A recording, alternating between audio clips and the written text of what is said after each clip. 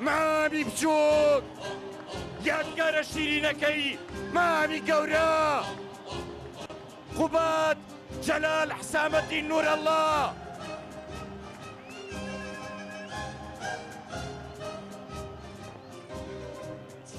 پێشوازیەکەی لە کاندید لە سەرۆکی لیست پێشوازیەکەی لە مامی بچووک قوباد جەلال حسامەدین نوورەڵڵا گەنجە خوێنگەرمەکەی یەکێتی نیشتیمانی کوردستان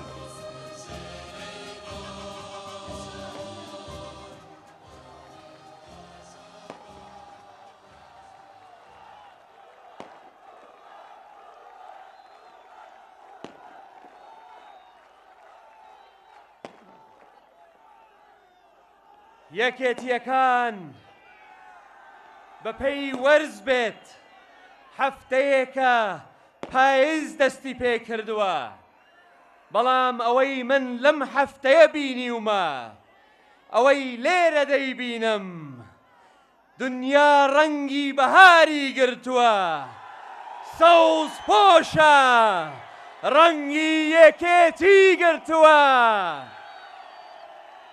ئێمە یەکێتی چۆن لە ڕۆژگاری تەنگ و تاریکدا بە نسکۆ ڕازی نەبووین و بانگەوازی شۆڕشی نوێمان ڕاگەیاند ئاوهاش دەتوانین پاییز و ڕەنگی زەردی خەزان بگۆڕین بۆ بەهاری دڵخۆشکەری بوژانەوە و ئاوەدانی بەڵێ یەکێتی بۆ ئەوە دامەزراوە هیوا بۆ گەڵ بگەڕێنێتەوە یەکێتی وا پەروەردەکراوە نەسرەوێ تا سەر دەکەوێ دڵنیابن لەوەی ئێوارەی ڕۆژی سی ئەم مانگەش هەمومان پێکەوە سەرکەوتنی گەورەی پرۆژەی ئارامی هەلیکار خزمەت بە چاوی خۆمان دەبینین هەواڵانی یەکێتی جەماوەری بە ئەمەکی ڕێبازەکەی مام کە سوکاری سەربەزی شەهیدان و ئەنفالکراوان کەماندامبوانی سەنگەر و زیندانیانی سیاسە و تێکۆ شەرەدێرین و پێشمەرگە دێرینەکان و کادر و ئەندامان و لایەنگران و ژنان و کچان و گەنجان و خوێنکارانی یەکێتی نیشتیمانی کوردستان سڵاوێکی سەوزتان لێبێ پەیامی ئەمڕۆی من کە دوا پەیامی بانگەشەی هەڵبژاردنە بانگەوازە بۆ ئامادەسازی ئاهەنگی سەرکەوتنە گەورەکە ڕاگەیاندنی سەر لە نوێی بوژانەوەی یەکێتیە ڕاگەیاندنی سەرکەوتنی گەورەی لیستی مام جەلالە ئەو مام جەلالەی کە بەجەستە لە دەباشانە و سایە و سێبەرەکەی بەسەر هەموو کوردستانە هەواڵان کەس نییە بەڕابردووی یەکێتی ئاشنا نەبێ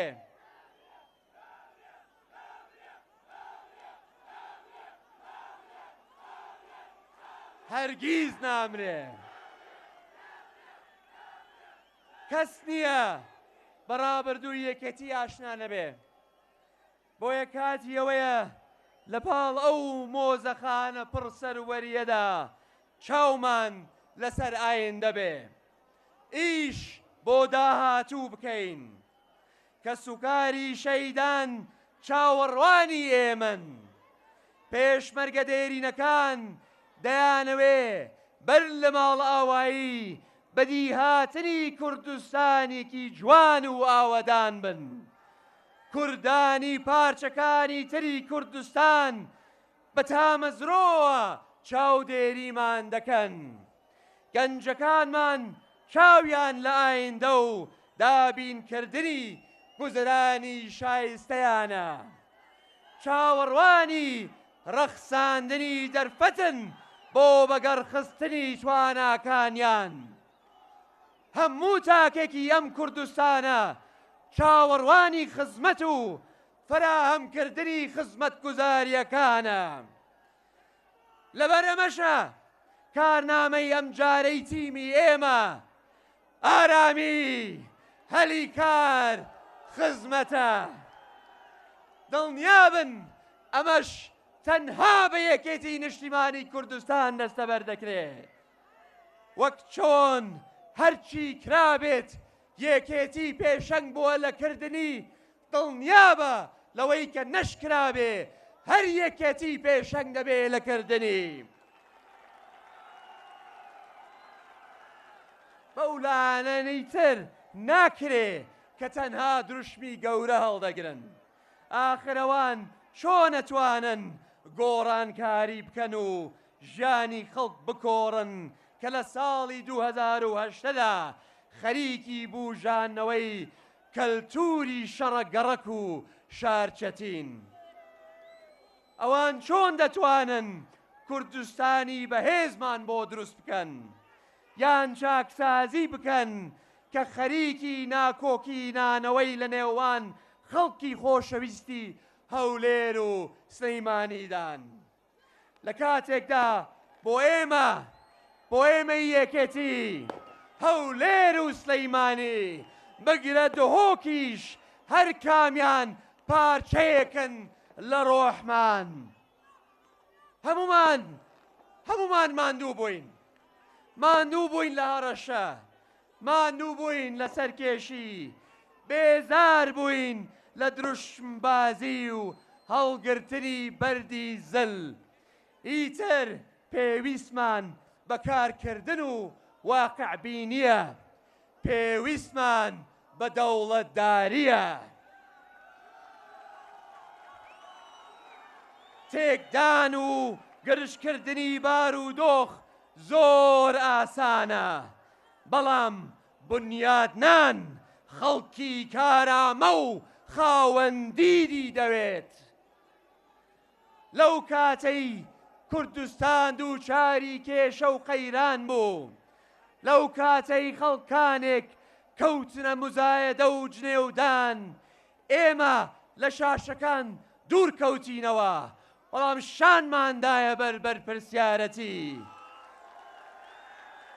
گوێمان بە ڕەخنە و ناوزڕاندن و تەشهیر نەدا، چونکەن لێمان ڕوون بوو ئایندە بۆ ئیش و بۆ خزمەتە.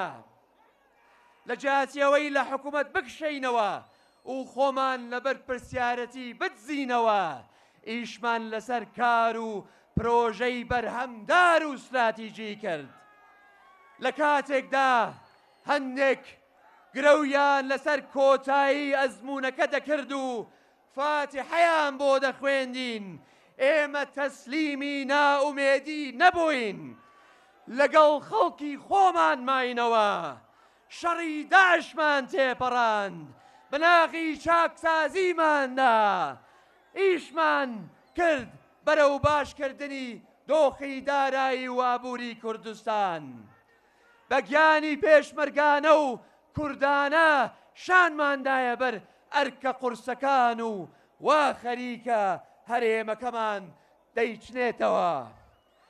کارنامەی ماوەی ڕابردووی ئێمە لە حکوومەت، سیستمی بایۆمەتری، ڕاگەیاندنی پۆرتاڵی خزمەت، بە شەفافکردنی داهاتی نەوت و گاز بەشێکی کەمن لە کارەکانمان و بەم نزیکانەش بەرهەمی ئەو پرۆژە و پلانانەی تریشتان بۆ بەرچاو دەکەین و بە چاوی خۆتان دەیبینن.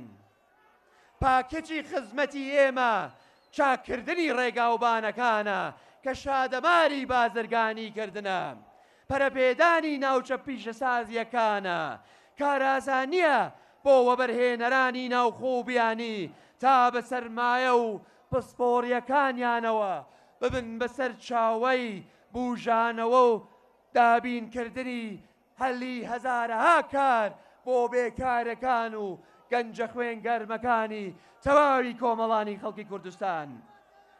دووپاتی دەکەینەوە کە لە ڕێی گرنگی دانمان بە کەرتی پیشەسازی و بە گەڕخستنەوەی کارگەکانمان 50,000 هەلی کار دەڕەخسێنین.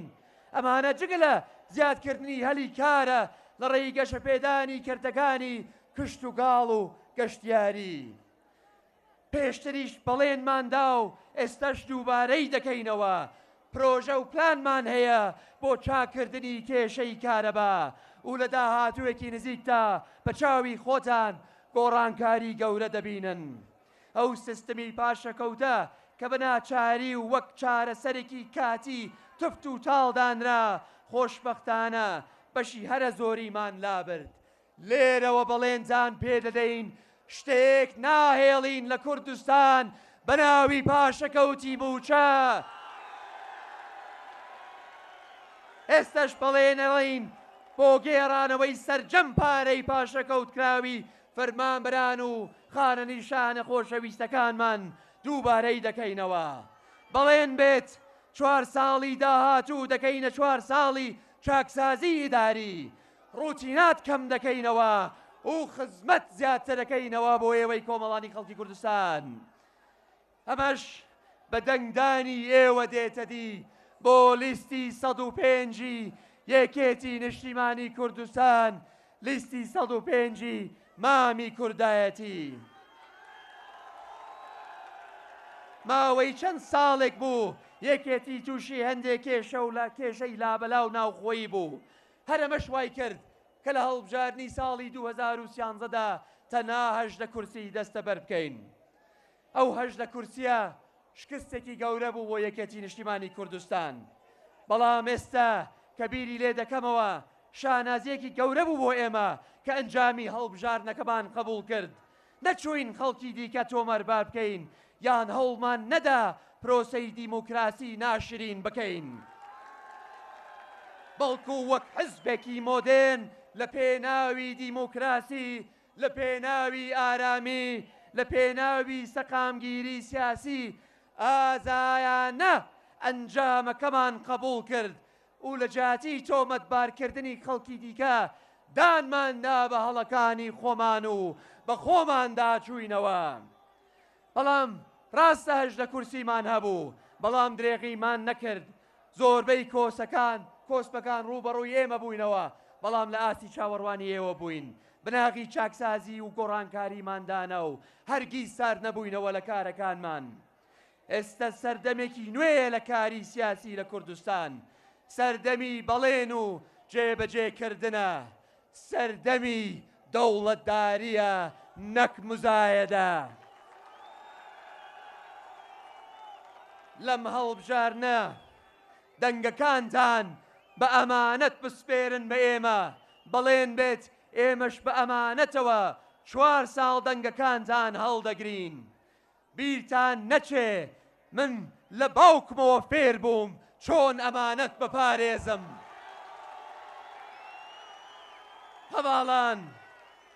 هەواڵان و دەنگدەرانی خۆشەویست، ئەوەی ناچێ بۆ دەنگدان بە کردەیی بەشدارە بێ لە باڵا دەستکردنی تاکڕەوی لە کوردستان.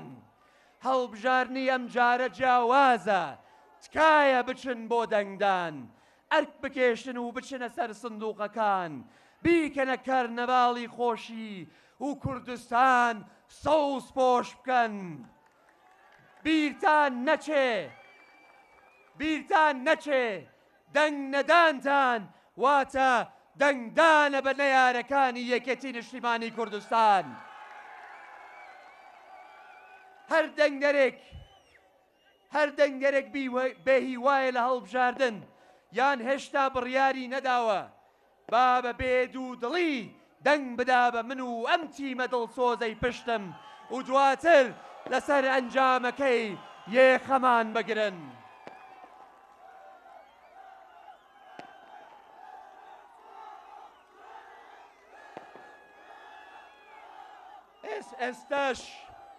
ئێستش ڕووی دەمم لە ئێوەیە دەنگدەرانی بەڕێزی هاوپەیمانی ڕووی دەمم لە گۆڕان خوازەکانە ڕووی دەمم لە دەنگدەرە تۆراوەکانە ڕووی دەمم لە دەنگە خۆڵە مێشیەکانە لەو پەڕی ڕاستەوە تا ئەو پەڕی چەپ لە بێلایەنەکانە لە خوشک و برا ئێزیدیەکان و تورکمان و کاکەی و مەسیحیەکانە بە هەمووتان دەڵێم دەرفەتێک بدەن بەم تیمە نوێی یەکێتی بە دەنگەکانتان ئارامی و باڵانس بگەڕێنەوە بۆ کوردستان بەڵێنتان پێدەدەین ڕاستگۆ بین لەگەڵتان منیش وەک ئێوە بێزار بووم لە بەڵێنە ناو واقیعیەکان بۆ تەنها یەک جاریش دەستخەنە دەستم با یەکێتی بکەینەوە بە چەپکە گوڵە ڕاستەقینەکەی مام جەلال با یەکێتی بکەینەوە بە چەپکە گوڵە ڕاستەقینەکەی مام جەلال و جێبەجێکاری خەونەکانی کاک نەوشیروان ئێستش ڕووی دەمم لە یەکێتیە ڕەسەنە دڵشکاوە و عاجزەکانە یەکێتی وا هەڵدەستێتەوە ڕیزەکانی تۆکمە دەکاتەوە یەکێتی ناو یەکێتی بەهێز دەکاتەوە بەڵێن بێت ڕیزەکانی یەکێتی وا تۆکمە دەکەینەوە کە هەموو یەکێتیە زویربووەکان بە شانازیەوە بگەڕێنەوە ناو یەکێتی و ئێمەش بە باوەشێکی کراوە هەر لە ئێستاوە بە خێرهاتنیان دەکەینەوە بەڵێن بێت یەکێتی بکەینەوە بە یەکێتیەکەی جاران بەڵێن بێ بەڵێن یەکێتی بکەینەوە بە یەکێتیەکەی کە جێگای هیوە و ئومێدی هەموو شەهیدانی یەکێتی بوو بەڵێن بێ بەڵێن یەکێتی بکەینەوە ئەو یەکێتیەی کە مامی گەورەمان و هەموو سەرکردە شەهیدەکانی یەکێتی خەونیان پێوە دەبینی بەڵێن بێ بەڵێن یەکێتی بکەینەوە ئەو یەکێتیەی کە نەک هەر لە سلەیمانی و کەرکووک بەڵکو لەسەر تاپای کوردستان حزبی یەکەم بێتەوە بەڵێن بێ بەڵێن دەبێ یەکێتی بکەینەوە ئەو یەکێتی جێگای هیوا و ئومێدی هەموو خەڵکی زەحمەت کێش و هەژاران و جووتیارانی کوردستان بێ هەر لە زاخۆ و شەنگاڵ و دهۆکەوە تا دەگاتە هەولێر و سۆران و باڵەکایەتی و کۆیە تا دەگاتە سلەیمانی و هەڵەبجە و شارە زور و شار باژێر تا دەگێتە ڕانیە و قەڵاتزە تا کەرکووک و چەمچەماڵ و کەلار و کەفری و خانەکەیری خۆشەویست پێشتر وتمان شەپۆلی سەوز بەڕێوەیە شەپۆلی سەوز گەیشتە هەموو شار و شارۆچەکانی کوردستان و ئێستا بەرەو سندووقەکانی دەنگدان دەڕوا لەگەڵتان دەبین لەگەڵمان بن بۆ ئارامی بۆ هەلیکار بۆ خزمەت ڕۆژی سیمانگ هەمومان لەسەر سندووقەکانی دەنگدان یەکتری دەبینینەوە دەنگ دەدەین بە یەکێتی نیشتیمانی کوردستان دەنگ دەدەین بە لیستی 105 لیستی شەهیدان لیستی ئەنفۆرکراوان لیستی هەموو لایەک هەر شاد و دەربەز و تەکەوتوبەر